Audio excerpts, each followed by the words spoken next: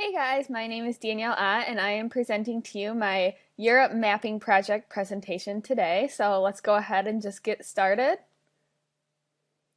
So I decided to do my Europe Mapping Project on the following problem statement, which reads, is there a correlation between the European population under the age of 15 years old and the European population of those claiming refugee status? So when beginning this project, I had to kind of decide what I was passionate about and how we could channel this passion into an educational and informative mapping project to share with you today. So therefore, I came to the following problem statement. As you can see by the numbers on the screen, the total European population under the age of 15 is significantly greater than the European refugee population. With that being said, there is still valuable information and data to gain by looking at the relationship between the two and seeing where or if they relate and how. So as I touched on in the previous slide, the population is greater than the refugee population. So on this line graph right here, the data is shown in actual comparison, broken down by country along the horizontal axis and number of people along the vertical axis. So you can see that there is quite a difference with the gray line, which is showing the 2015 population of all European people under the age of 15, and the looks stagnant but is actually very variant line of the yellow refugee population. So the highest and lowest under 15 population is located on the screen. Russia is the highest country with the highest population for under 15. France is second, and the United Kingdom is third. The top three lowest under 15 population countries are also included: Gibraltar, Monaco, and Liechtenstein. The highest and lowest refugee populations is also something to take into consideration. So the top three highest refugee populations include Russia, France, and Germany. The top three lowest refugee populations include Andorra, Gibraltar, and Monaco. So I think it's important for us to narrow down exactly what a refugee is before diving into the maps and really what this project is about. So as the slide reads, a refugee is defined as a person who has been forced to leave their country of origin in order to escape war, persecution, or natural disaster. Europe is known in their socialist state to provide and offer benefits and asylum to refugees who flee their home countries in hopes of a new, safer, and better life. The European Union even pledged to take immediate action to prevent further losses of life and to improve conditions for those seeking protection in Europe. A refugee is not the same as a migrant person, which is very important to note for the following presentation and for matters on refugee and world conversation. A migrant person is defined as a person who makes a conscious choice to leave their country to seek a better life elsewhere. Refugees are forced to leave their country because they are at risk of or have experienced persecution.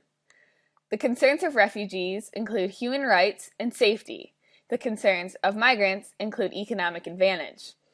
Refugees leave behind their home, most or all of their belongings, family members, and even their friends. Some refugees are forced to flee their home countries with no warning and may have experienced significant trauma or been tortured or otherwise ill-treated in their home countries or countries of origin.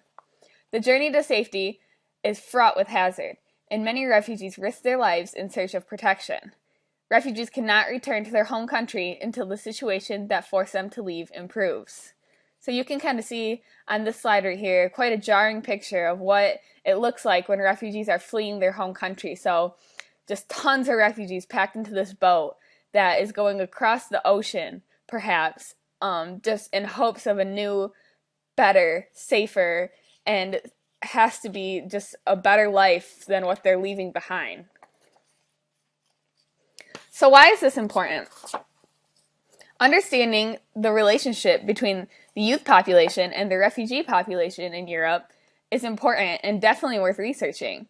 Countries within Europe who have opened their borders to host refugees have experienced both positive and negative side effects on their economic, political, social, and environmental state of being. These impacts boil down to the following three factors, as you can see on the slide: political economy of the hosting countries, urban and rural interactions, and the nature of the relationship between the host country and the refugees. Researching and understanding more about these connections between the two ideas will help to make better political and social decisions within Europe and also broaden the understanding of those who research Europe and who would like to understand more about refugees. So I'd like to start with my first location coordinate map, which includes the under 15 population. So this map that you see on the screen is a map of Europe, organized by location coordinate of the under 15 population in Europe. The legend along the side shows the colors which represent each location coordinate and how they relate to each other along the numbering scale. The map features a title, a north arrow for directional purposes, and a scaling tool along the bottom. You can see within this map that the location coordinate is highest for Ireland and Iceland in regards to the under 15 population. The middle range, which is highlighted in orange, yellow, and green, shows the normal location coordinate. It is especially low for countries such as Gibraltar and Monaco. So the next map that I have on the screen is the refugee population map. So this map is also a map of Europe, organized by location coordinate of the refugee population in Europe. The legend along the side shows which colors represent which location coordinate and how they relate to each other along the numbering scale. The map features a title, a north arrow for directional purposes, and a scaling tool along the bottom. You can see within the map that the location coordinate is highest for Sweden and Malta in regards to the refugee population. The middle range, highlighted in the orange and yellow colors, shows the normal location coordinate. It is especially low for countries such as Albania and Portugal. So what is the location coordinate? An LQ is basically a way of quantifying how concentrated a particular industry, cluster, occupation, or demographic group in a region is compared to the nation. It can reveal what makes a particular region unique in comparison to a national average. So, for example, if an LQ of 1.0 in a field such as mining, for example, means that the region and the nation are equally specialized in mining.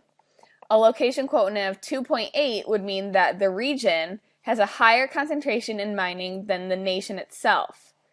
A location coordinate can be calculated for any industry where comparable data exists for both areas. So I'd like to go back to the maps for a second. So for this under 15 population map, as we said that if a location coordinate of 1.0 means that it's equally compared to the national average, our equal countries would include countries in right here, and right here, right here, and over here, and all these yellowish ones. So when we're talking about a region that's higher than the national average, we're talking about over here, and these. So this dark red, this light red, and this orange.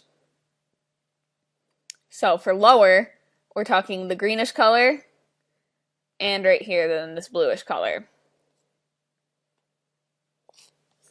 So the red is the ones that are meaning that the region has a higher concentration than the nation. The average in the yellow color means that it's equally specialized, and the bluish color and the greenish color are the ones that are low. So going on to refugee population, it's going to be the exact same, just different countries are located and regioned in different ways. So for here, you can also see that the number scale is a little bit different. So this one goes up a little higher and goes down a little lower. So right here is our average. You can see that our average, which is equal to the countries equal with the nation.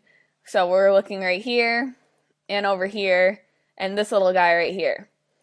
And even these lighter yellow ones, they're pretty average. It's a pretty big range, but up here close to the 0.99 and a little closer to that, those are pretty average. But if we're going to talk about something that is the region having a higher concentration than the nation, we're going to talk about this dark red country this orange country and these orangish countries. And that's what we're going to focus on. And for the lower than average would be these green and blue, all in here. So moving on. So what is a refugee asylum? The refugee asylum story in Europe gives much of a background to why the data is the way that it is for this European mapping project. An asylum is a protection that is granted by a nation of people who have left their native country. So, if people leave their country as the political refugees, the European Union pledged to take immediate action to prevent further losses of life and to improve conditions for those seeking protection in Europe. This system sets up minimum standards and procedures for processing and assessing asylum applications and for the treatment of both asylum seekers and for those who are granted the refugee status. This system that allows this to function in Europe is known as the CEAS. The CEAS ensures the right of refugees under international law are protected and that each European country has their own asylum law and system. So here are some facts on European refugees. Europe is facing its most serious migration crisis since the end of the Second World War. This massive refugee influx fleeing turmoil in Africa and the Middle East has greatly increased during the last year, introducing complex challenges for Europe.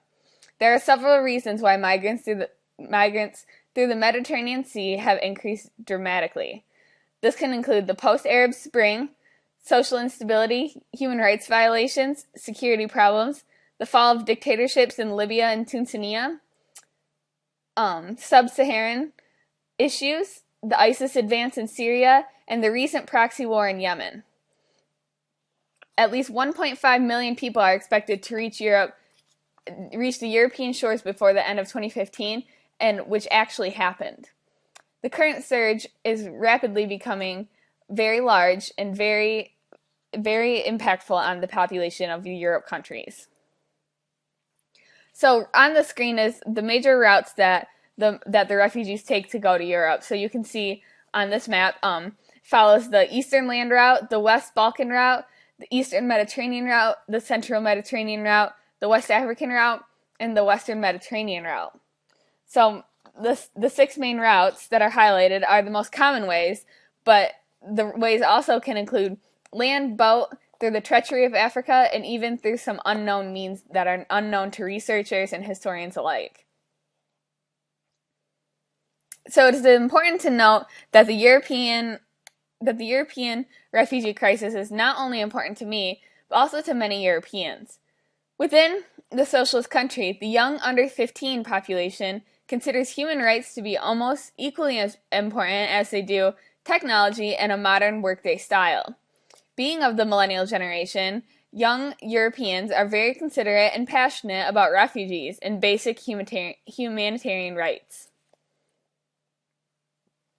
So what is the connection that we can draw from this refugee crisis European mapping project with the under 15 population and the European refugee population?